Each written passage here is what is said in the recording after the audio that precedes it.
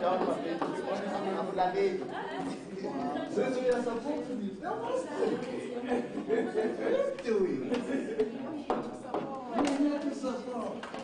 Oh, now we are home.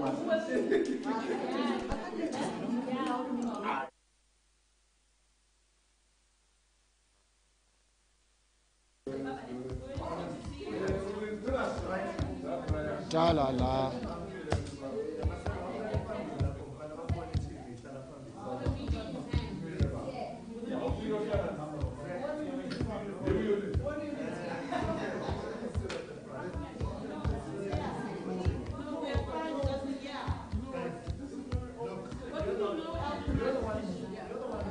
Natty, where's the thing?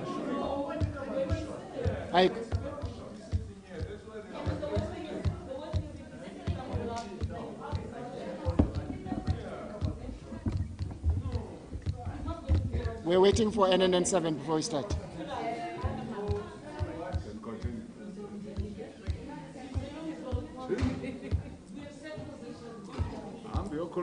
Presidential hopeful ngaleyo nto. Hayibo. Uthina ngoku. Seyinikwa i-task for future.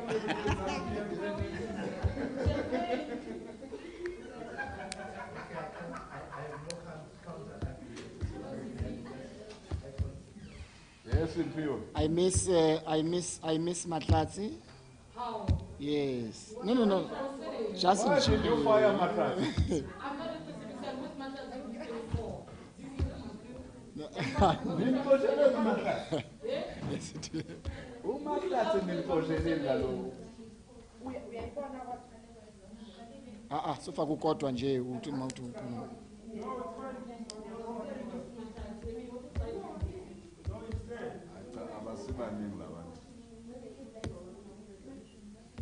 You remember when we had our session the other time? Babegcwele apha. Ngabe nezinto zabo. Bezele ezinye izinto.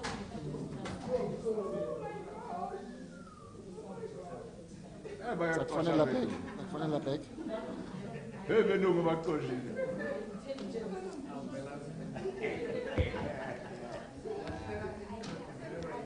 Abelungu bamxoshile. Nyamvele.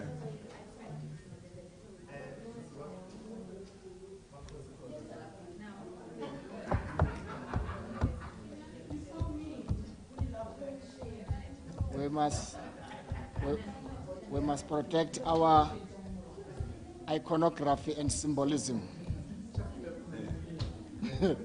No.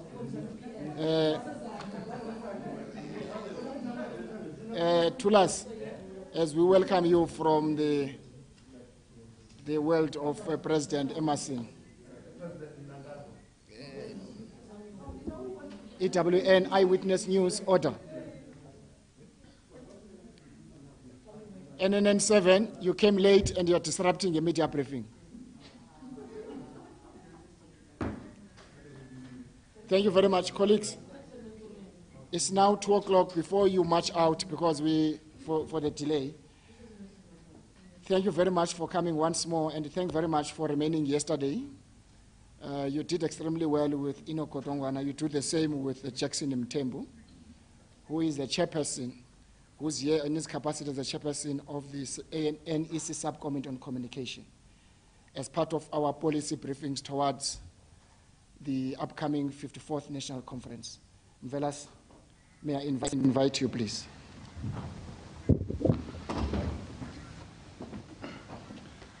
Thank you, Comrade Zizi and colleagues from various media houses. It is indeed an honor for us to be here again. But again, let me also add on what Comrade Zizi has said. You were here yesterday, you are here today, you'll be here tomorrow, you'll be here after tomorrow, wire, until conference. Thank you very much. Because we believe it's important that we get South Africa to have an understanding. What are these matters that are before the 54th conference of the ANC? Allow us to first thank you for attending this media briefing on the work of and the policy proposals towards the 54th National Conference emanating from communications and the battle of ideas.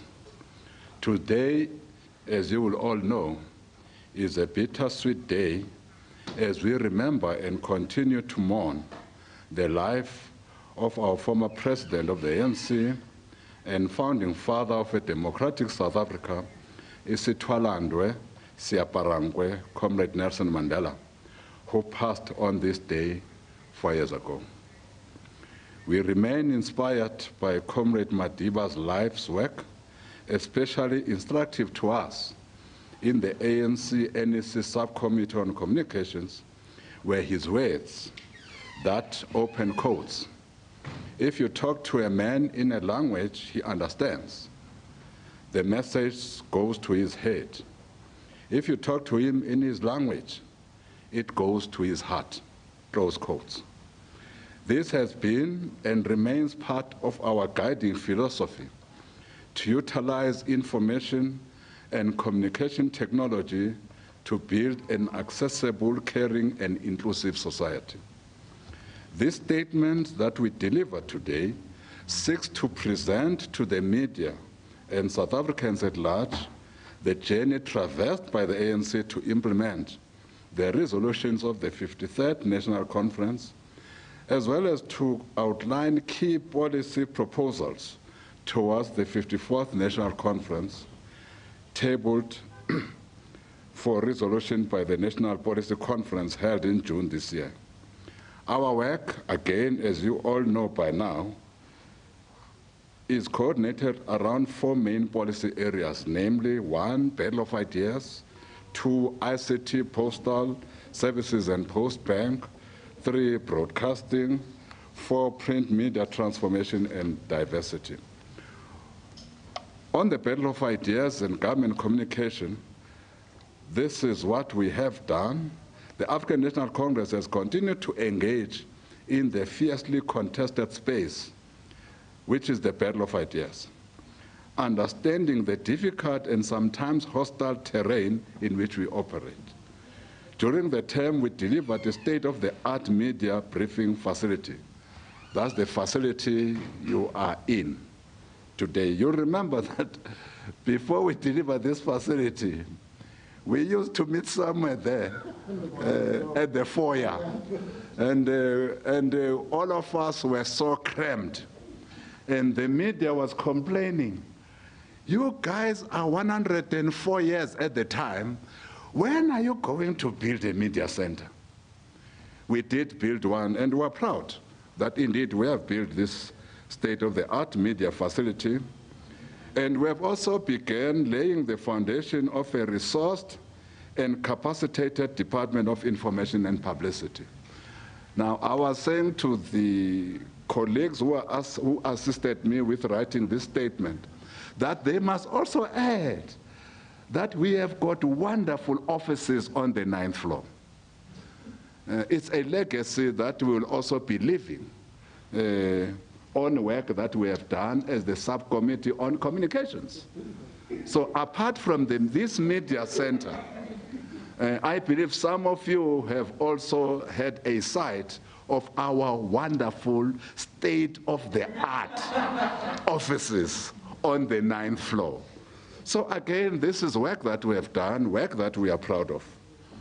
We completed and presented to the organization communication protocols to guide and align ANC communications within the organization and across its various structures. Such protocols, once fully rolled out, will apply to all members of the ANC utilizing media, both traditional and new media platforms.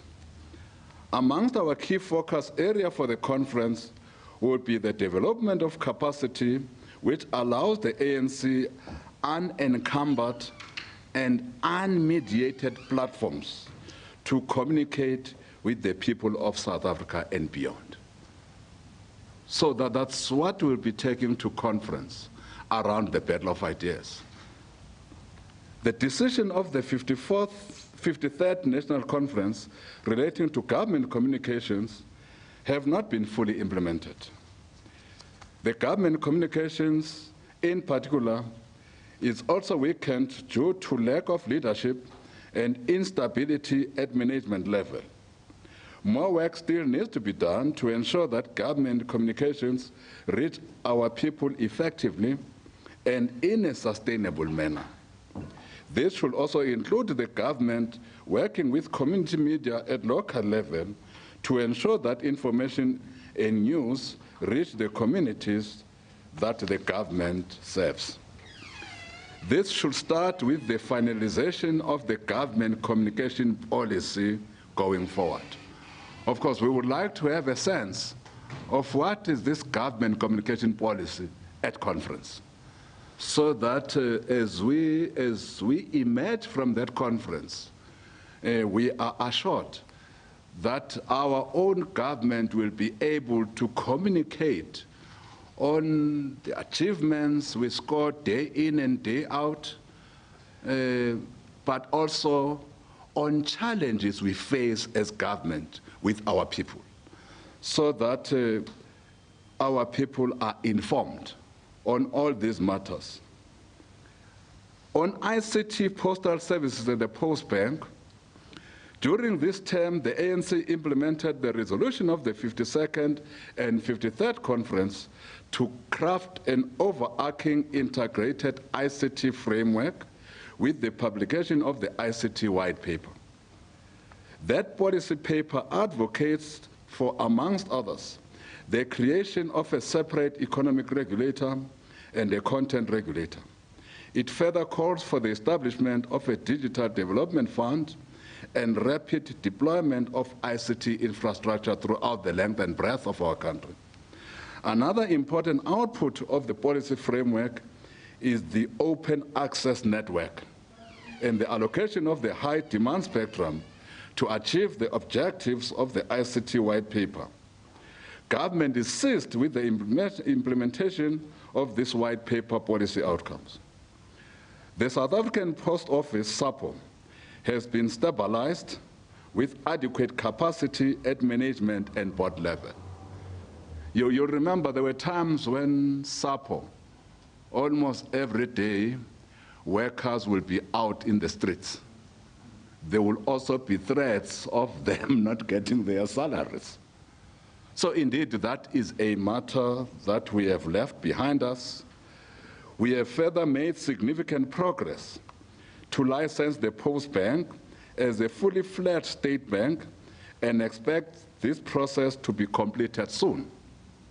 We welcome the decision that the Post Bank will become the primary distributor of social grants from April 2018. Viva Post Bank, viva!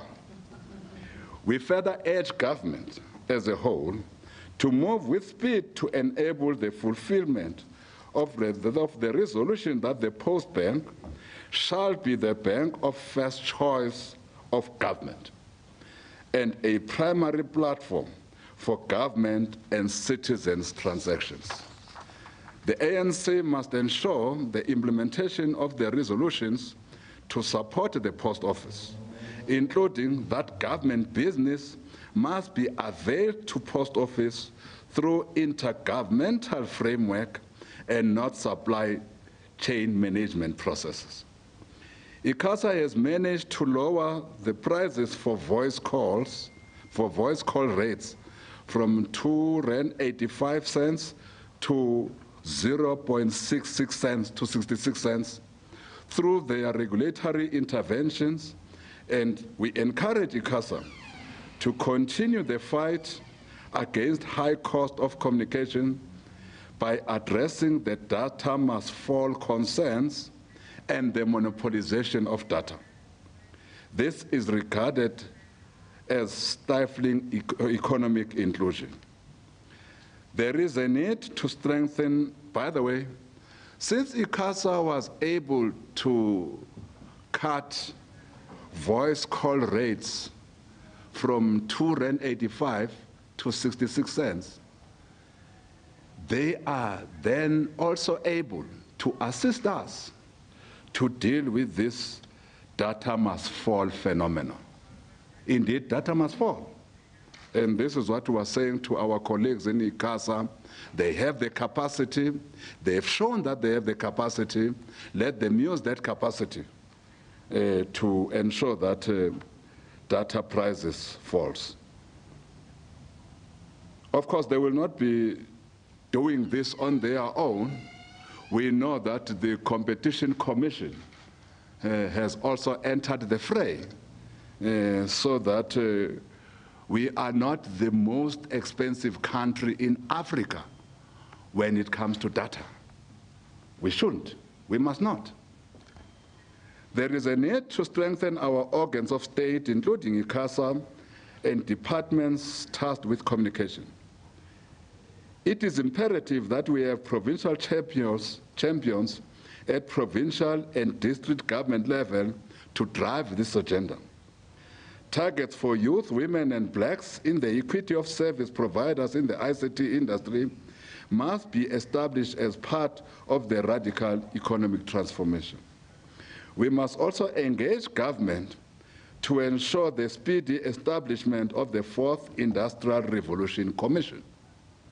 This commission must develop a strategic response to the technological advancements which, while contributing to the advancement of humanity, may also have negative consequences on workers and society in general. The Commission must come up with a program to mitigate any such negative consequences. The role of the Commission must also include the preparation of the country in terms of skilling, reskilling, innovation, research, and development optimization, digitization, SMME readiness. The Fourth Industrial Revolution Commission should prepare for, amongst others, investment readiness leveraging on the new opportunities provided by this new way of doing things.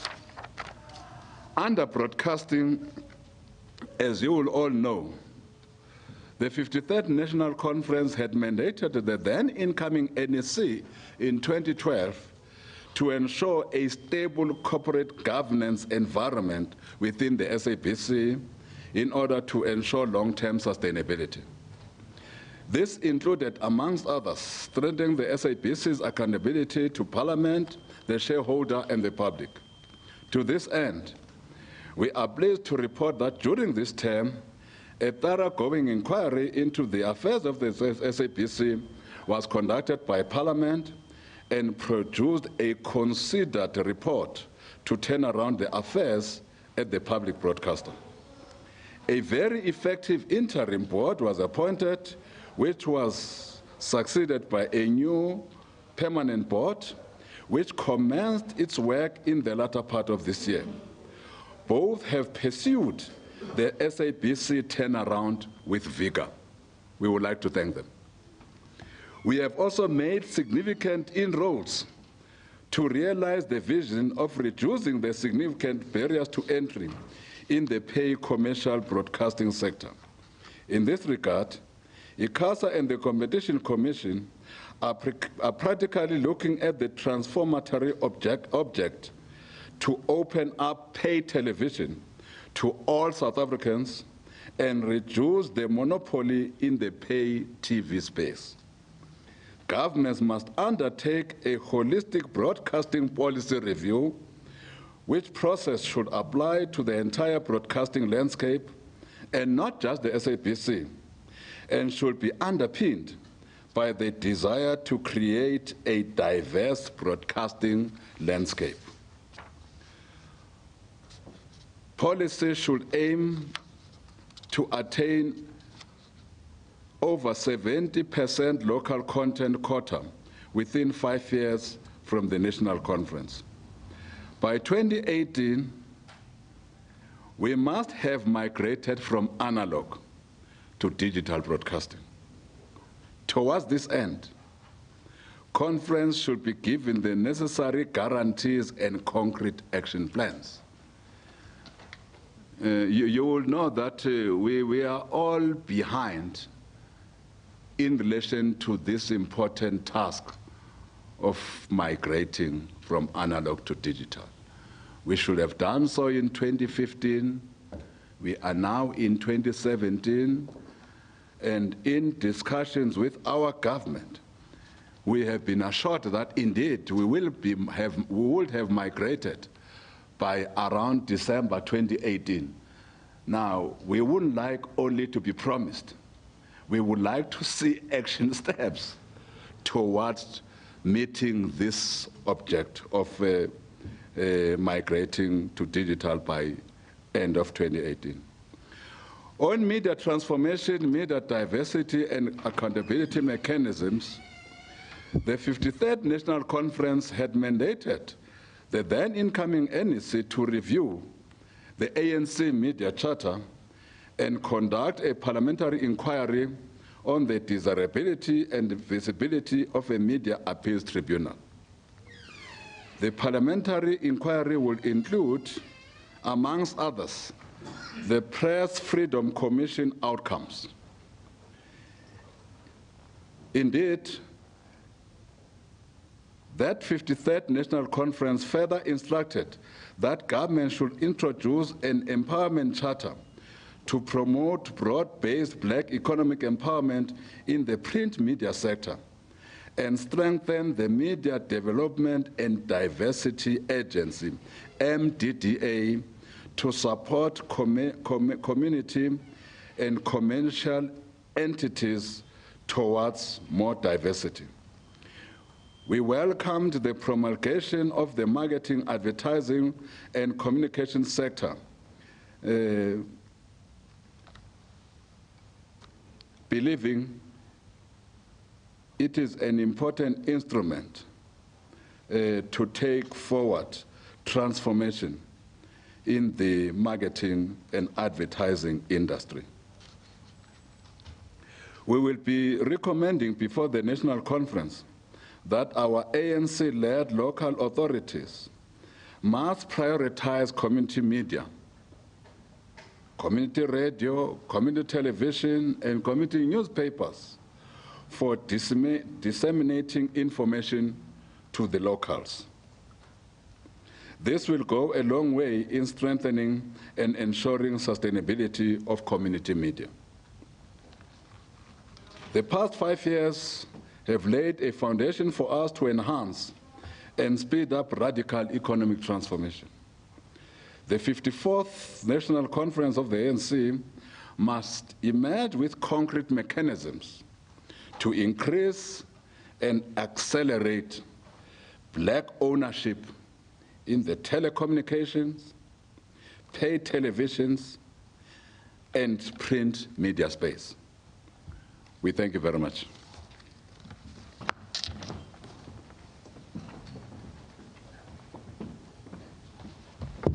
Sometimes even if somebody says something that benefits the media, you can't even give him a round of applause. Now I understand that. Velase, I'm not sure how much time you have, but we can take a number of questions that we have. Tulas, I know you're fresh from Zim. And he has long legs on him.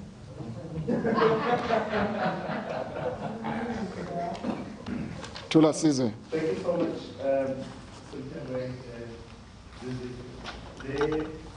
I guess the obvious question has to do with the actual policy of the ANC around the issue of digital migration and the set-top boxes.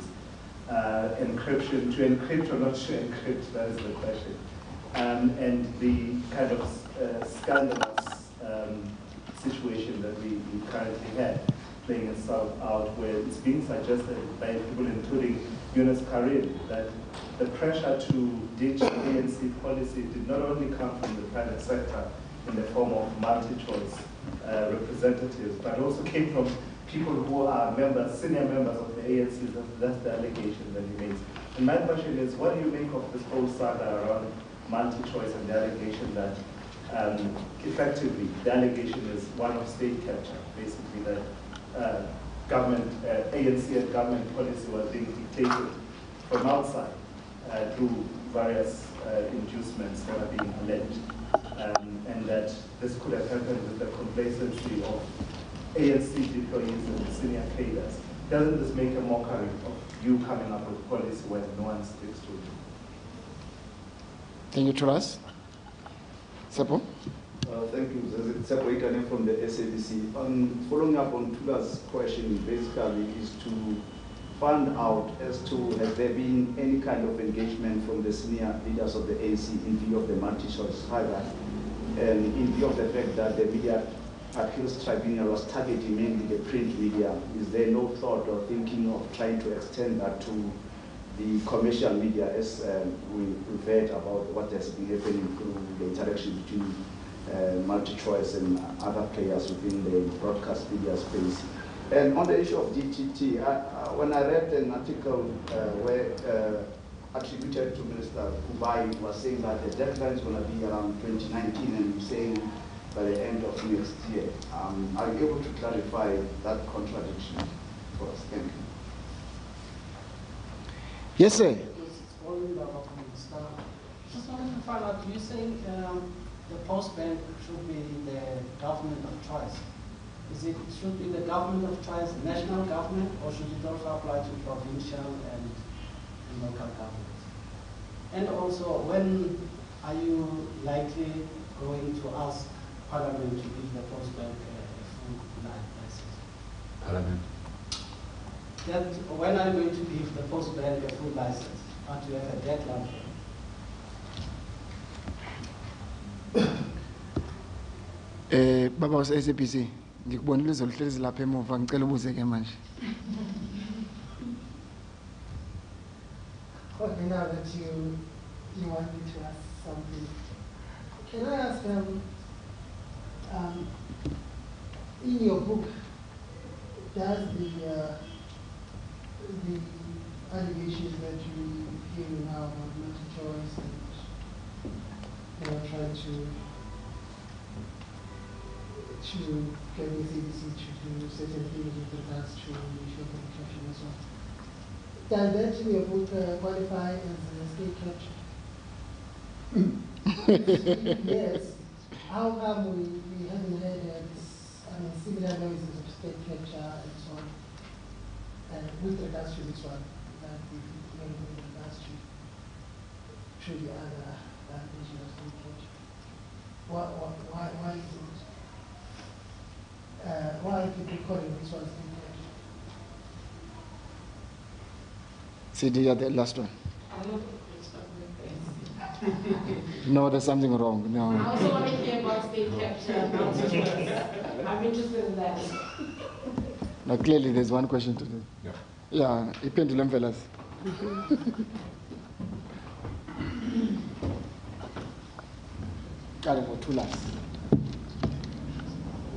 Tulas, to encrypt or not to encrypt. By the way, the ANC has said we must migrate from analog to digital. And that is a bold statement that we have made many, many years ago. In fact, we even said we must migrate timelessly. We should have migrated Tulas by June 2015. How to migrate? You will know that the ANC has a government.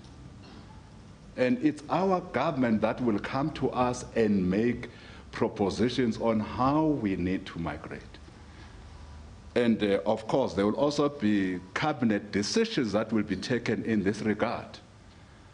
We as ANC, because we are not technically capacitated, we fully agreed with a government view long ago that said that the set-top boxes, as we migrate, must be encrypted.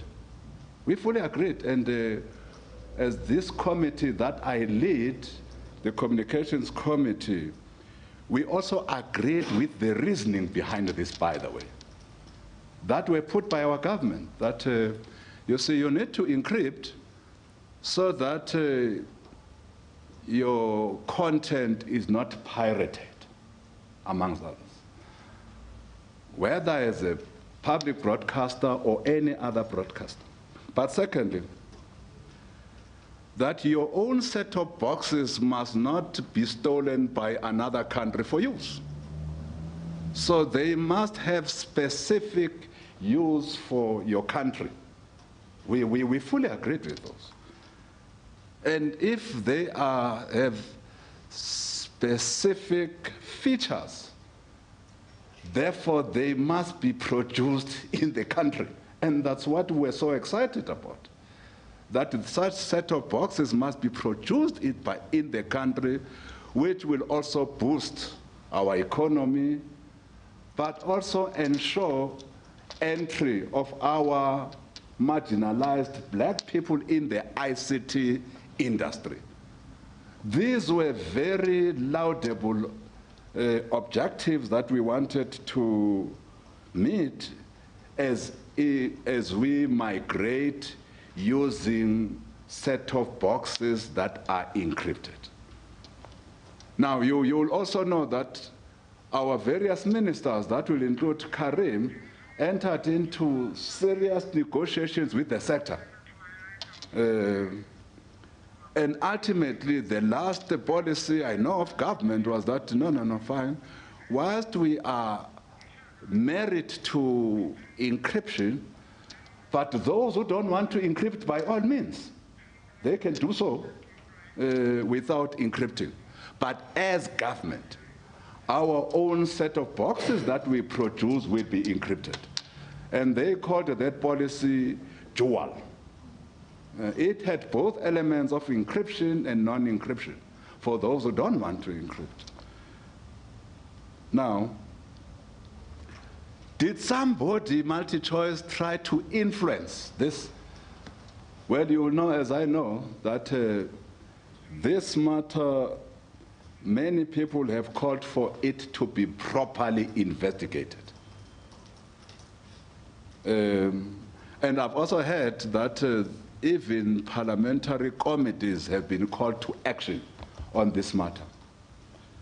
I'm not sure whether the public protector is also investigating. I'm not very much sure. But indeed, if there were any attempts to influence negatively government policy by anybody, that matter should be investigated, and all those who might have done things not in accordance with our stated objectives must be called to account after a proper investigation. Now, if we want to call that state capture, I have no problem. Because if you want to benefit and you then want to influence government policy towards your benefit as a private citizen or corporate citizen, indeed you might be trying to capture the state for your own purposes. So indeed one might agree that maybe there were those attempts, but let's investigate them too. In the same way we are investigating any narrative of state capture anywhere in our country, whether be it in ESCOM or anywhere else. Let's investigate this one as well and act on any people who might have tried to influence the state negatively. DTT, 2018 or 2019, to the best of my knowledge, and again, it's something that we will engage because it's in the nature of how we work as this committee. We engage with our ministers. We will not say anything that will willy-nilly contradict what our own ministers, by the way, we had Minister Ayanda, we had Minister Mutambi, and to the best of our knowledge, the time that we had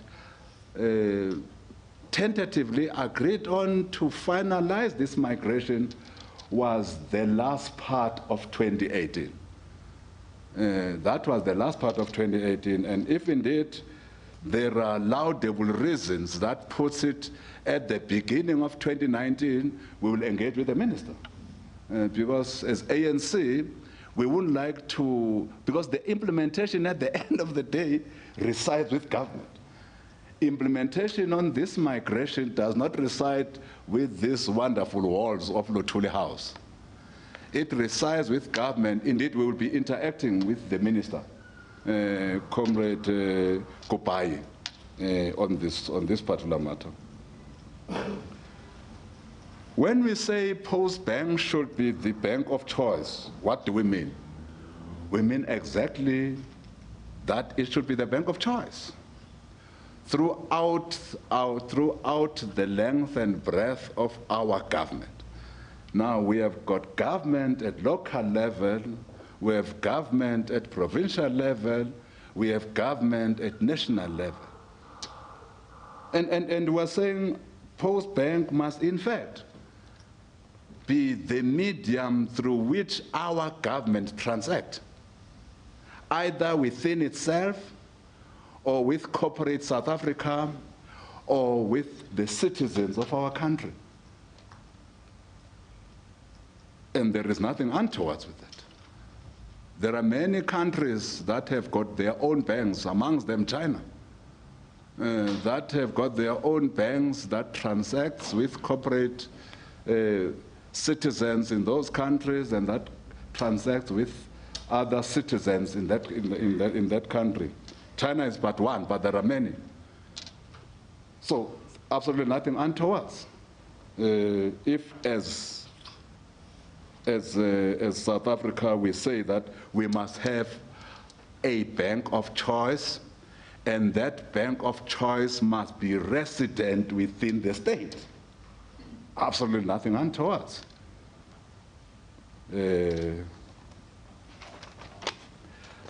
Well, we are not sure whether the Media Appeals Tribunal, in view of these allegations that have been made against MultiChoice, whether MAT must now also include broadcasting. Well, we don't have such a policy position. The only policy position with regard to MAT, and you will know how that even that policy position changed after the Press Freedom Commission, which indeed we were part, Tulas. We made our own submission to the Press Freedom Commission. And at any rate, the owners and editors of newspapers in South Africa established that commission precisely because of our gripe, precisely because of the concerns that the African National Congress had put on the table on the weaknesses of the self-regulatory mechanism. It was because of what we had said ourselves. And they said so themselves. And they asked us to come and make presentations. I made a presentation. I remember, I think I was there with Comrade Jesse. You were there as well. We made presentations, so we appreciated what the owners of newspapers in South Africa had decided to do to respond to our gripe. But have we moved ever since? Have we?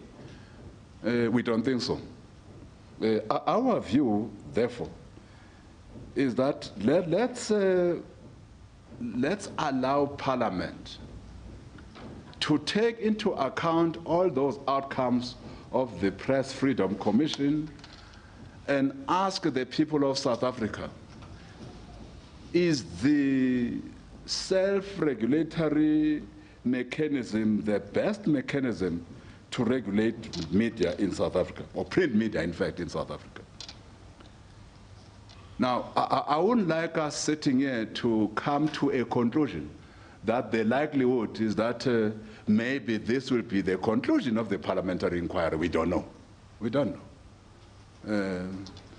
All I know is that as ANC, we will go there as well and make our own submission.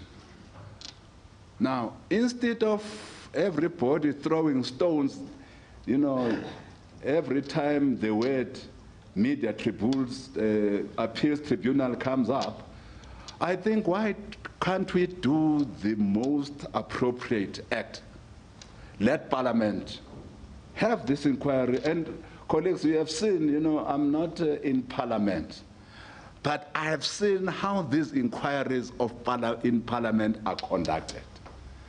Why don't we allow South Africans to present themselves, present their views, including the media fraternity, print media fraternity, and if you suggest that we must also bring in your broadcasters into the fray, by all means, go to that inquiry and make this observation that maybe these allegations leveled at multi-choice necessitates that there must be a stronger regulatory mechanism around broadcasting, which should be included in our Broadcasting Complaints Commission. So, and I think that would be the way to go. Go to that inquiry. What we will do, we will ask our comrades who are working in Parliament to prioritize this matter so that, again, we come to a close on this matter. We have been talking about this MAT, I think, for over 10 years now.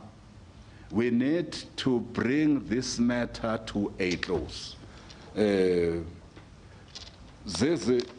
are the questions that I've seen on what I've scribbled here, and I hope we have answered all the questions that colleagues, yeah.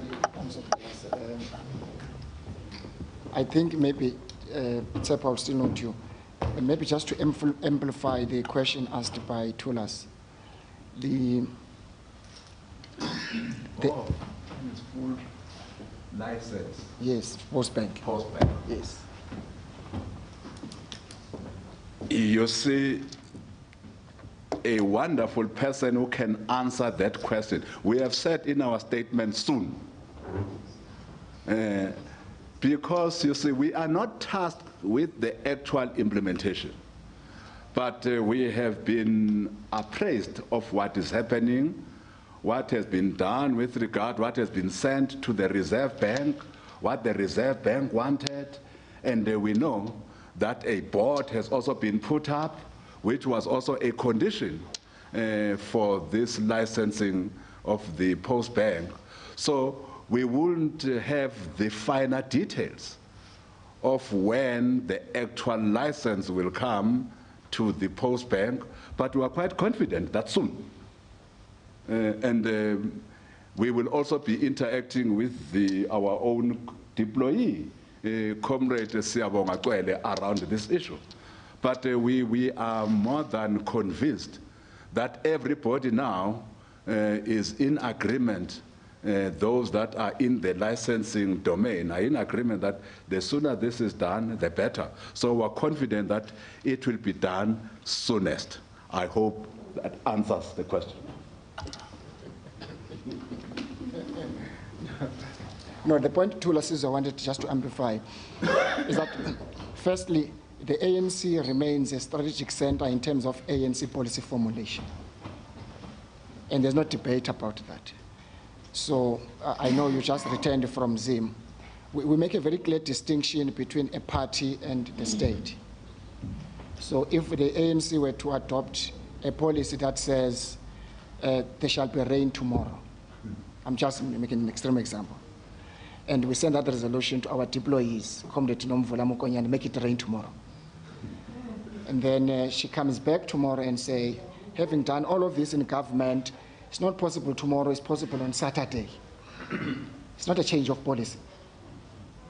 Because as government implements the policies of the ANC, we can't be reckless also as the African National Congress, but it does not change the fact that the ANC remains, or it does not change or make government as a second center in terms of policy formulation. I'm just giving that extreme example because I know where you're going. Sometimes the regulatory mechanism is almost equated to state power, to state control.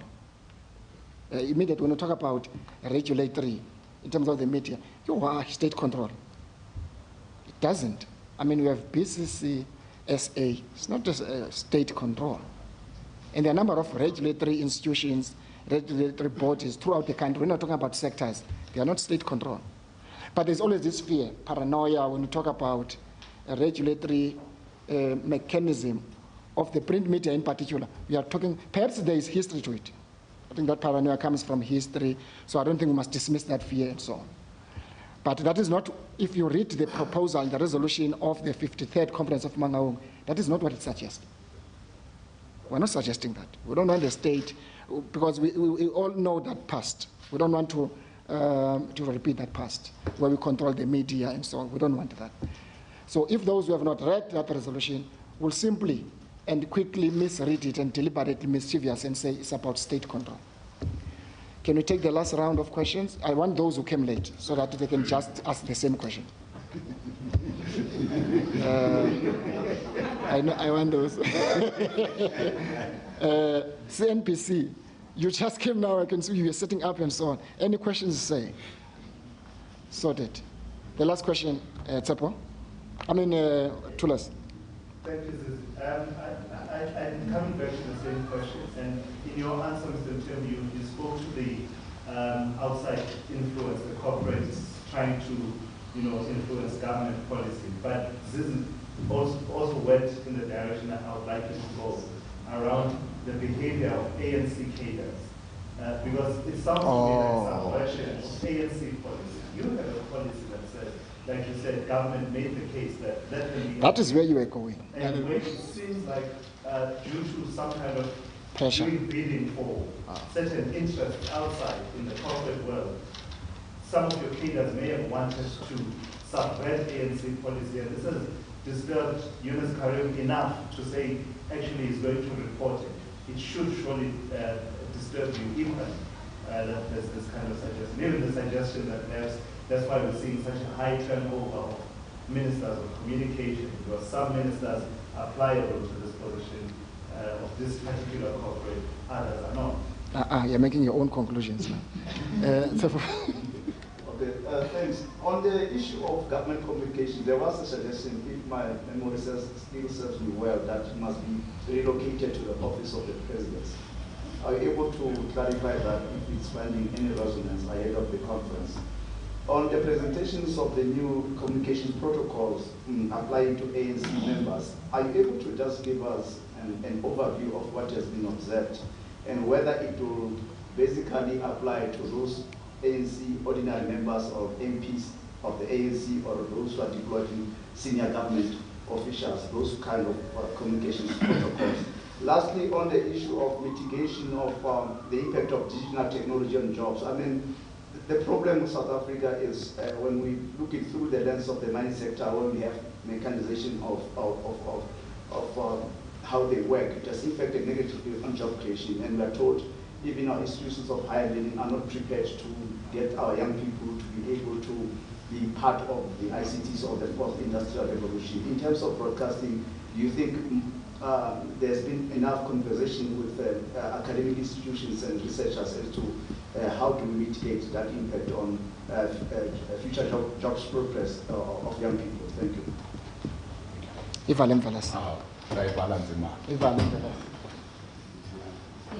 I think let's start with the last one, Tsepo. That's why we needed that Fourth Industrial Revolution Commission as of yesterday, so that we must have a prognosis of what the future will look like. We must have that sense as the people of South Africa. And how do we prepare ourselves for that future? And therefore, what will be the responsibility of various actors towards preparing us for that future, including academia? Now, we have not had that conversation because we don't have that commission. The sooner we have that commission, the better. And it must straddle, and the composition, we're quite clear in our heads that it must straddle between your science and technology in government, your telecommunication, and business and academia.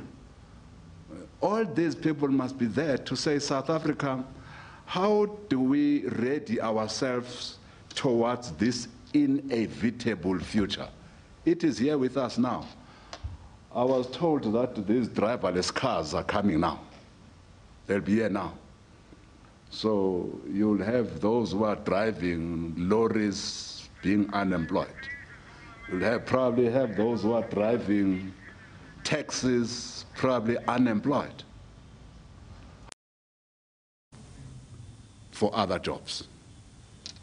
What are the opportunities that are then being created by this innovation for future jobs? What are these future jobs that we should be looking at?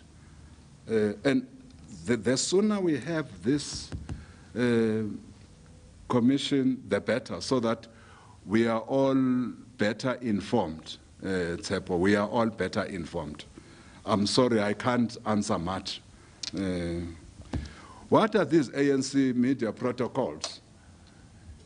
You can't say because you are Jackson Tembu, you are on Twitter, and call people all sorts of names because you'll be bringing the ANC into disrepute in your own Twitter account.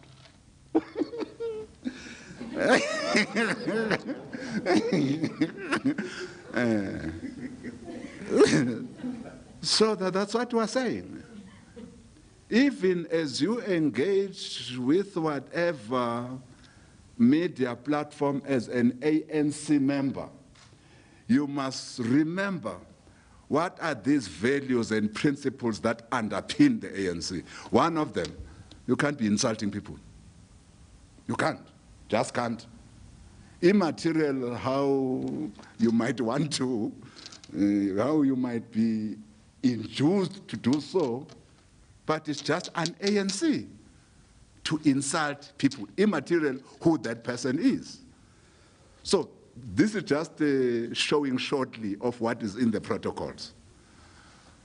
But you also can't speak on behalf of the organization when you are not empowered to, and say that as ANC, you see, in the ANC we have got spokespersons, and we appoint them as National Executive Committee. One of them is here. We also have officials of the Glorious Movement at all levels, who one of their duties is to speak on behalf of this organization, led by the Secretary General, of course, because the speaking function is located in the office of the Secretary General's office. So you can't speak on our behalf when you have not been mandated to. Who are you? You can't. So these are some of the issues that are there in the protocols. So you said, what are these tastes? So these are the tastes that we're giving you.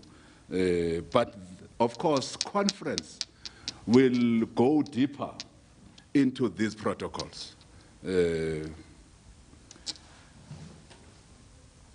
Government communication relocation, yes, we have interacted, as we have said, we have interacted with our government and other people, civil society, etc. And what has emerged is that, by the way, if you ANC have forgotten, this government communication was there before. Now, that's what we were reminded of, that it was there. And being there did not make GCIS to communicate better, deal with the problems. So, well, the conference will still deal with the matter because it's a proposition that is going to conference. It will still deal with the matter, and the conference will obviously pronounce on this. But more importantly, conference will say, what are these things that we need to do in our government communication area to ensure that government communicates with the citizens of our country? Is location and relocation an impediment? We don't know. We'll hear what conference says. Of course, we will also assist conference because, as I'm saying, we have interacted with various stakeholders around this particular matter. So sitting here, I won't say that conference will agree or not agree, but conference will engage on this matter.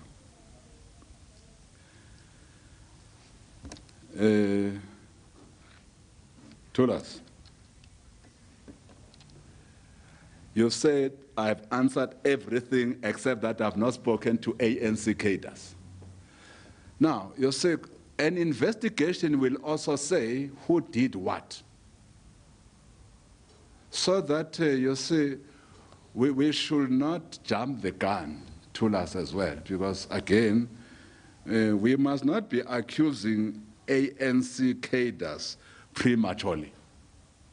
Let's allow these investigations to be conducted. Let's get to the bottom of these allegations and sift truth from fiction, so that when we have facts, the ANC itself must then say, how do these facts speak to us as an organization? And how do we deal with any of our cadres and leaders who might have been found wanting arising out of an investigation? Now, before you have conducted an investigation, Mganwam, you might not be able to say with certainty that this is what happened, this is what these cadres did, etc., etc. So let's allow that investigation to run its course, so that we all say as South Africa, yes, here is an outcome of an investigation, and this is the stance that we are taking as government, but this is the stance that we are taking as ANC, where ANC cadres are in one way or the other implicated. That will be my answer. And thank you very much for coming.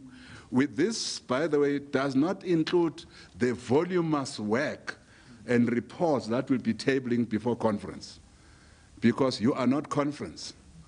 We are just we are just giving you a taste of what will be coming before conference around this area of work where we are deployed. But there are many, many other issues that we have not talked to you about that will be before conference. We just highlighted a few matters. But indeed, communication is a very important area, and in particular, transforming telecoms. You can't have, let me not name them, you can't have few people who have penetrated the telecoms environment in South Africa, or few corporate bodies. Few, they're not even more than, you need to have more people playing in that space, and in particular, black people. Similarly, you can't have in the paid television space only less than one playing. You can't. 23 years down the line, I think also Madiba will be very angry with us. Will be. You therefore need, as you emerge at conference, you must emerge saying, what are you doing to transform paid television? Now, when we talk about transformation of print media, others say that now there's some transformation. To some extent, yes. You have independent media that is owned somewhere. So there has been some element of transformation. But you have got various magazines throughout the length and breadth of our country. Who owns them? Who's the producer? I didn't ask you. Now, but again, also many of our newspapers are still, you know, very, very shallow when it comes to transformation. Yeah. Very shallow. So when we say radical economic transformation, we mean it. And we must emerge from that conference and tell people of our country, people of the continent, people of the diaspora, people of the entire world, how are we going to do things differently in the next 5 years? Thank you very much, Zizi. Zizi has just been to China. I think is coming up with wonderful examples from that part of the world.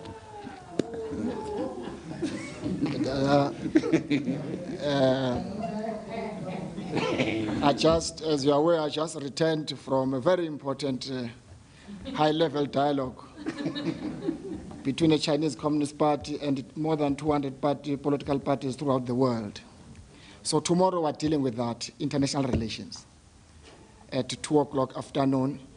So you are also welcome to join us tomorrow as we deliberate on important issues of diaspora and on important issues of geopolitics. Thank you very much. Thank you.